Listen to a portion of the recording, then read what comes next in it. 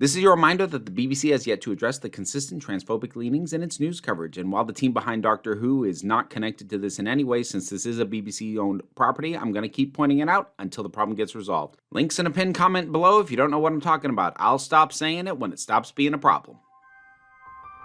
Previously on Council of Geeks. Let's talk about some great villains. Some great one-time villains who should never be brought back. And finally, number one, the Midnight Entity.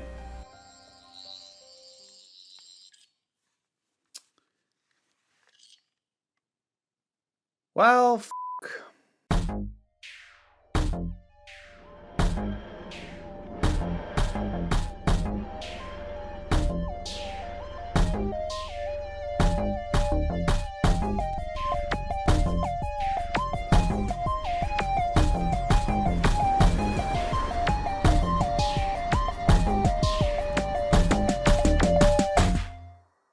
Doctor Who, episode 3 of season 2, or series 15, or season 41, take your pick. The Well. Okay, so I'm going to be upfront about something, then I'm going to set it aside for a whole big ass chunk of time, and then I'm going to circle back to it.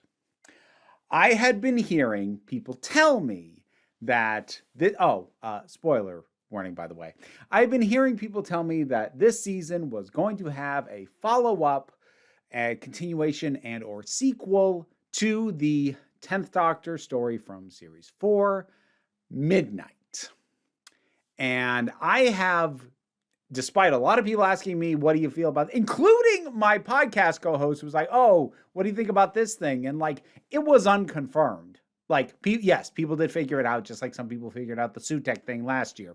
Some people did figure it out, and it did ultimately turn out to be accurate. I was refusing to have an opinion on it because I didn't want it to be true. I did say a long time ago, don't you dare make a sequel to this. That's a horrible idea. And they did. But that's what we're going to set aside for a while. I want to talk about this in isolation, setting aside the connections to Midnight. Stick them in a little box by themselves. We'll unpack that a little later. Let's deal with the story as presented, minus those elements. This is very atmospheric, and it has that space horror feel that I do like when Doctor Who dips into. It's never what I want Doctor Who to always be, but when Doctor Who does dip into it, I tend to like it.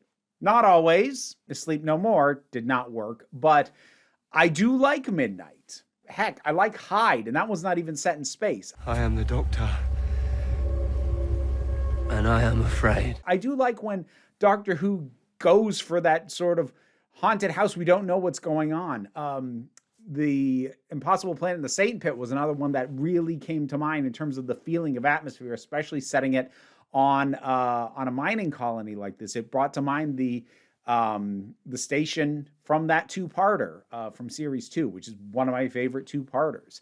I like when Doctor Who does this sort of thing. I love Wild Blue Yonder, another good one to pull if you're talking about Doctor Who doing weird, cosmic, we can't really explain what the hell that is kind of horror stuff in space. So I like when Doctor Who does this, and this has the atmosphere down really, really well. This does not have one of the stronger supporting casts. There are some standouts, those being the leader of the soldiers, whose name I do not remember, and that being Alice, the woman who they find who is the only survivor on the station. I actually really, really like the little thing they had where all the soldiers have this thing of like they can just tap it so that everything they say comes up as written text. Like that's just good accessibility.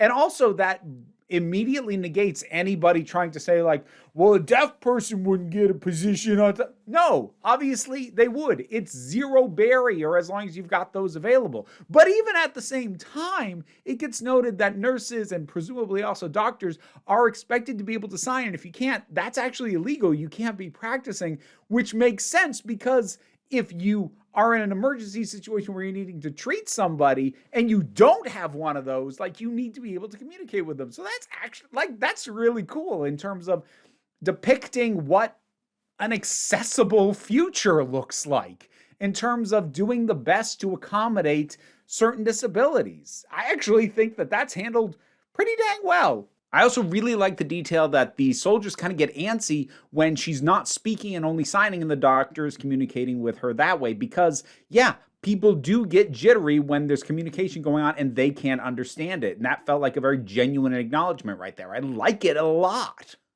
Speaking, of course, from the perspective of someone who is not deaf and does not understand that experience. So, like, if a deaf person has criticism of it, I ain't gonna negate it. But just saying, from my position, the outside looking in, I thought it was well handled and I thought it was pretty dang neat. So that was cool. And also, I think Alice was well handled as a character. There's a lot of vulnerability that she brings to the forefront, and the way you're able to get this sense of just quiet desperation from her pretty much right from the start, just even before we know a little bit more about what's going on, just knowing that she's the last one there, you really get that sense that she's been through it. And also just in terms of broad settings, a mining colony where something came out of the mine shaft and now everybody's dead. Solid stuff.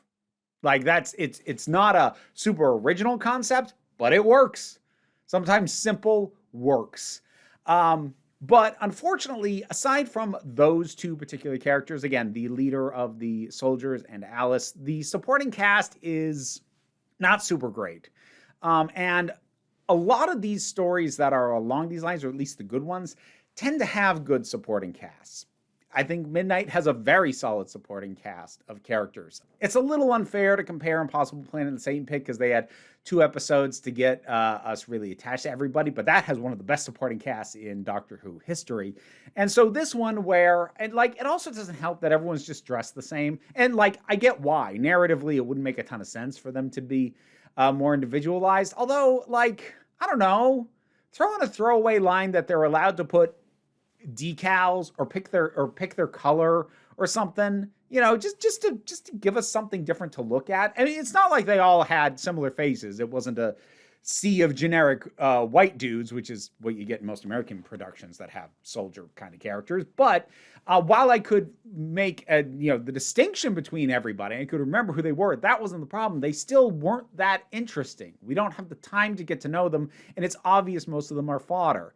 Silence in the Library and Forest of the Dead. That's another one. Again, yes, 2-parter. I know, a little unfair to compare, but that's another one with a really solid supporting cast and some weird, what have we stumbled across energy to it. So that's one of the first knocks on this. Particularly, what was his name? Cassio, the one who basically, I'm not going to call it a mutiny because he followed protocol, at least, and certainly from his perspective he did, but the one who tries to take command and then ends up getting killed after he gets a whole bunch of other people killed, which again just felt like fodder. Like he was deeply uninterested. Like, I kept waiting for the extra layer for this guy. I'm like, okay, so you're the problem. Yet, like, we have a whole bunch of people here trying their best. You know, we have a leader who is empathetic and open-minded, but we have to have somebody be the problem, and you are the problem, and you are deeply uninteresting. I kept waiting for a second layer to get peeled back. I'm like, okay, there's more to him than that. No, there really isn't. That like, as a character, that he just is his function within the story. He's a problem until the story's done with him, and then he's dead. Okay. So that's one of the issues right off. But that having been said, I'll remind you, atmosphere is stellar, and our 2 biggest supporting characters are solid. So it's not like the supporting cast is a complete fall down. It's just that, again, thinking of the kinds of other stories that this reminded me of, it's not nearly as strong a supporting cast as the best instances of those have had. So that is holding it back a little bit. But the overall look and like the idea that they're just finding like a bunch of these people have been shot. A lot of them have their bones all broken. It's completely inconsistent. The mirrors are smashed. This is nice, weird, moody. I'm digging that. I'm feeling all that. I also really like, just in general, that visual thing. Like, honestly, what they did with this visually in terms of like that you just barely see it peek out from behind her head and then it moves back and like you can't tell what it is. You can't make out anything, but there was definitely something there and it moved. This is what I wanted the time bug to be depicted like in Turn Left. I got over this problem a while ago, and I have come to appreciate Turn Left as a really good episode. But one of my big hangups when I first saw that thing, which keep in mind, I was quite a bit younger and like it was a weird thing to get hung up on. But one of the things that really annoyed me was that everyone was like, there's something on your back. And like we see it, it's just a bug. It's just a big bug. I'm like, that could have been anything, or better yet, we could have never have gotten a good damn look at it. And I actually kind of held that against the episode for a while. Again, while I still hold to that complaint, it doesn't drag down the episode for me anymore. But this is what I'd wanted the depiction of that to be. So the fact that I'm getting something I wanted, granted in a different story, in different context, but I can point at this like, I wanted this in another story. I didn't get it there, but I get to have it here? Okay. I like that. It attacks and kills whatever is directly behind it. I think on the whole, the show does a good job of showing that somebody has to be in front of her for someone behind her to get killed. Like it basically has to obscure somebody else's vision. That being said, there were a couple of points where I felt like somebody should have been taken out and they weren't. And I think that's just down to some of the shooting and cutting choices just made it muddled a little bit more than it should have been, particularly right before things got hectic. But also, all right, this is the first inkling. I am going to say because I dislike it in a vacuum, even separate from the connections to Midnight. And again, we will come back to that.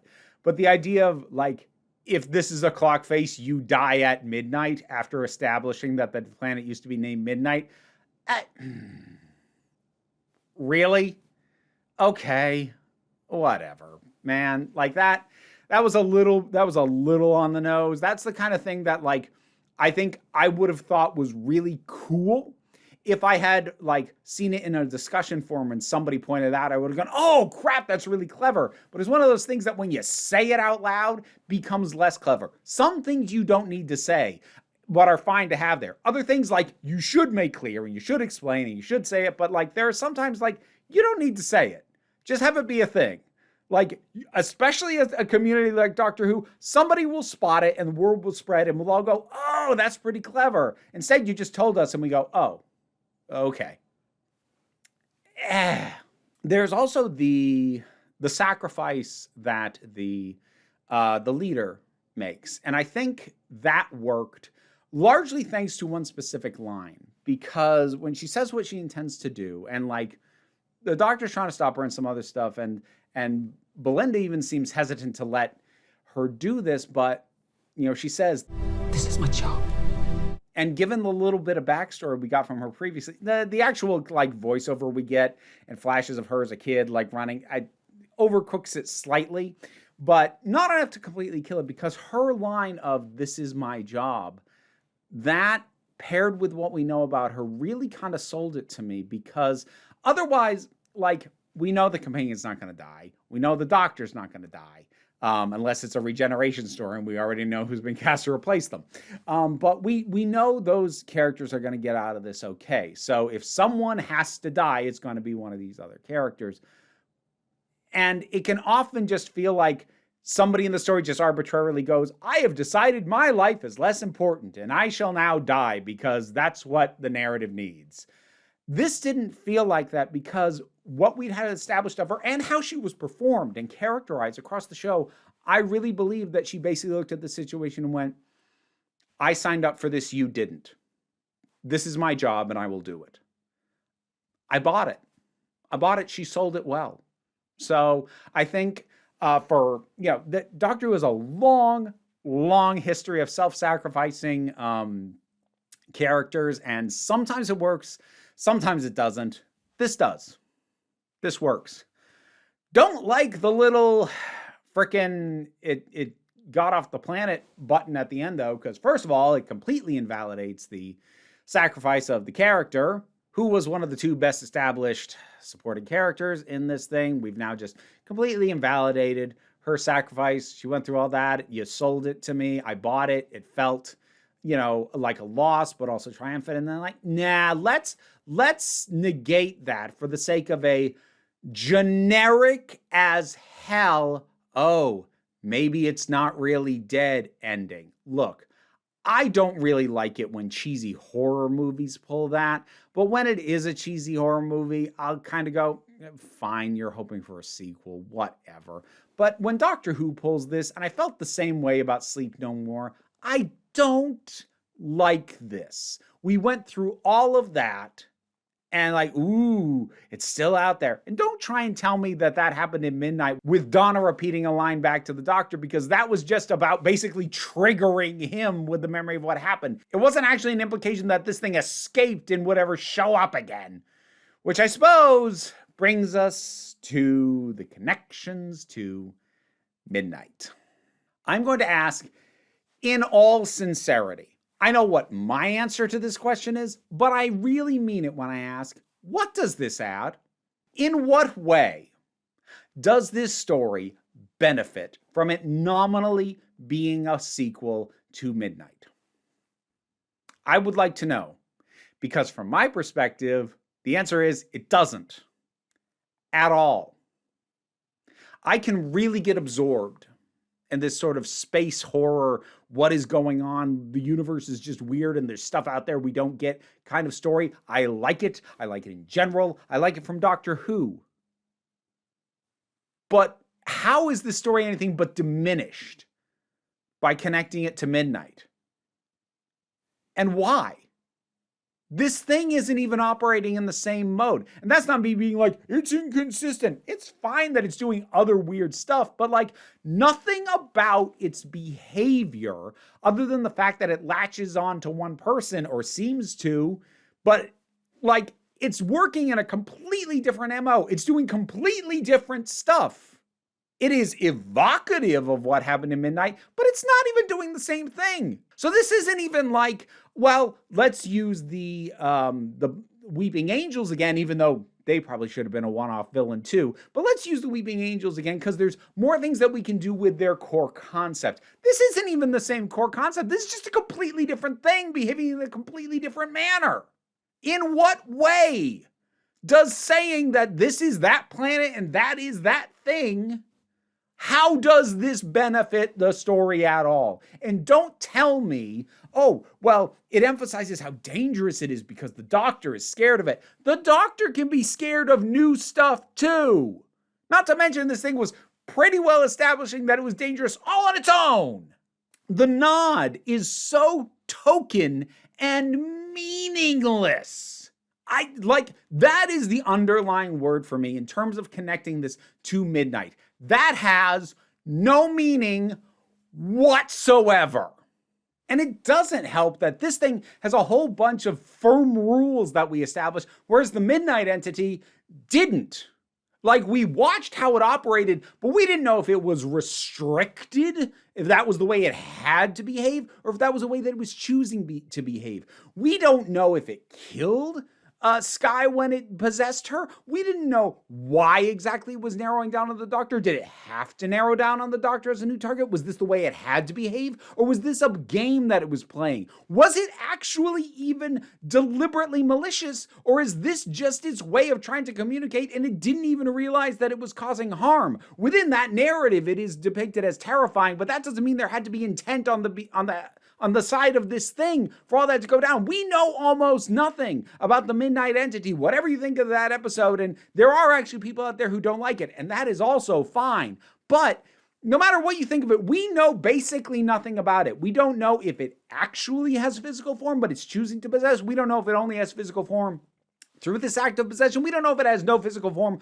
whatsoever, even though the one connection is that in the cockpit in Midnight, one person's like, I thought I saw something, but then like, oh no, wait. That's it. That's the closest thing we've gotten. That literally is meaningless. Again, that is the word I keep coming back to. Freaking meaningless. But again, in Midnight, it really, whatever rules it had, we didn't know them because we knew how it was behaving, but we didn't know if that's how it had to behave or how it was choosing to behave. Here, this seems to be having much more rigid rules. It kills what is directly behind it. It can't look at its reflection. And these are things that I don't think are bad restrictions to put on this kind of villain, except you're putting it on a thing that, as far as we're concerned, had none.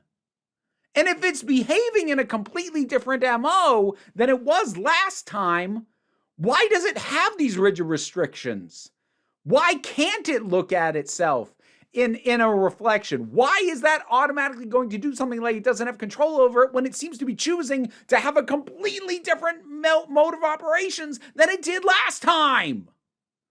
All of these questions are burning in the back of my head as I'm trying to enjoy a story that is otherwise, I think, a pretty solid, not top tier, but pretty solid piece of more horror-leaning Doctor Who. And the back of my brain is going, why is this connected? It adds nothing at all. And in fact, it diminishes Midnight because it reduces this thing that we, beyond not really knowing what it was doing or how, we didn't even know why. We didn't know what any of its goals in Midnight were. Not a single one. Again, we knew what it was doing, but not why, not if it had to, none of that. Here, it's just killing people. It's killing people and it's driving paranoia. Does it have to do that? We don't know, but at this point, since you are establishing that it's the same thing, it just, and like the doctor says, it likes to play games. First of all, you don't know that. But you're going to state it like it's a fact, and we're going to take it on board as fact when, no, you don't know that. You know what happened, but you didn't know why it did it. You know why? Because you couldn't communicate with it. That was part of the point of the horror in that story. You could never properly communicate with the damn thing. In a vacuum, this is a good, solid, again, not top tier, but like from my perspective, it's lower than Midnight. It's lower than Wild Blue Yonder. It's lower than the Satan Pit two-parter. It's lower than the Library two-parter. Because yeah, sure, the Vashta Narada are kind of weird and cosmic horror-y a little bit. The Shadows That Eat You, sure, we'll throw that in there. It's lower than all those. It's higher than Sleep No More. But then again, lots of stuff is. But it is totally solid. It's a totally solid entry in the Doctor Who does cosmic horror subgenre. It's a perfectly solid, not the best, but totally solid addition to that canon. That is immediately diminished, for me at least, as a viewer, by connecting it to Midnight. I was super genuine when I asked that question. What do you think this gains that it didn't already have as an isolated story unto itself?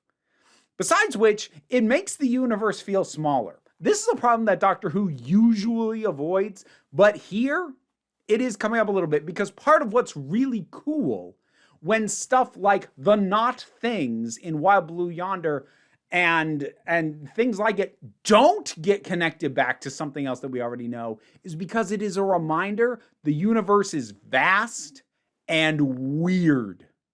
Stuff is out there that we don't understand, the Doctor doesn't understand, but it's just weird out there.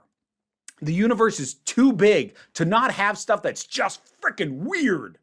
And when you take two instances that individually could have just been the universe is weird and sometimes terrifying, and instead you make it literally the same thing. Now it's less the universe is huge and weird and more, oh, the Doctor just coincidentally happened to end up on the same goddamn planet again. It makes the universe feel smaller. Things like Wild Blue Yonder make it feel bigger, make it feel vast almost, even as that story was literally set at the edge of the expanding universe, but it still made everything feel bigger even as it showed us the outer edges. This makes everything feel smaller. Just run into the same damn thing. Why? Nothing about the way that it operated matches it. So it literally is a surface. It is lip service only as a connection to Midnight. It is no meaningful connection whatsoever. It would have been fine as a standalone piece that was evocative of Midnight. That's fine. I don't have a problem with you revisiting moods or touching on those things again, but to literally just decide this is a sequel to that earlier one, Russell, I really would rather you hadn't done that. And the fact that you felt it was necessary worries me. Because again, there's really almost nothing wrong with this as a story that you're telling me. But to connect it to that is meaningless. Absolutely meaningless. And whatever you think of the previous season, and I loved some of it and took issue with a bit of it, none of that felt meaningless. This did, or the connection did. Oh, Mrs. Flood at the end. They're just having her exactly be like Susan Twist now. The only difference is she knows that she's showing up in all these places, whereas the different versions of Susan Twist, I forget the actual character's name, whatever. The different versions of her didn't know they were connected. Mrs. Flood is presumably the same person just showing up, but functionally it's just being treated the same way, and I still do not care. Oh, while we're on mystery box elements, we get now that Earth appears to have been erased from future history, which is an interesting thing as far as Doctor Who goes. Because you'd think it'd be logical, well, if something is destroyed, it doesn't exist in the future, except for the Doctor, since he can hop around, it's kind of all one big present, and Earth has always been an extended part of it, as has the human race. And now it appears to not be. That's a decent new wrinkle in terms of this particular aspect of the mystery box, rather than just reiterating the exact same information over and over again like they keep doing with Mrs. Flood. There we go. Well, what did you think of this one? If you liked it more than me, if you got something out of that connection, please tell me what it is. And I really hope it's something more than just, ooh, thing I recognize, because that was lost on me. If there's something else of value that comes out of it, please tell me. I'd love to know. I prefer to enjoy things than to be annoyed by them. Right now, I am annoyed. But whatever your thoughts are on all this, drop something down in the comments. Let's talk about it. Patreon pays the bills and enables me to do this as my living, even if you cannot help me out that way. Like, share, subscribe. Those help as well. But what I really want you to remember is that you are beautiful, you are valid, and you are loved. You're the council. I'm just running the meetings. And until next time, this council is adjourned.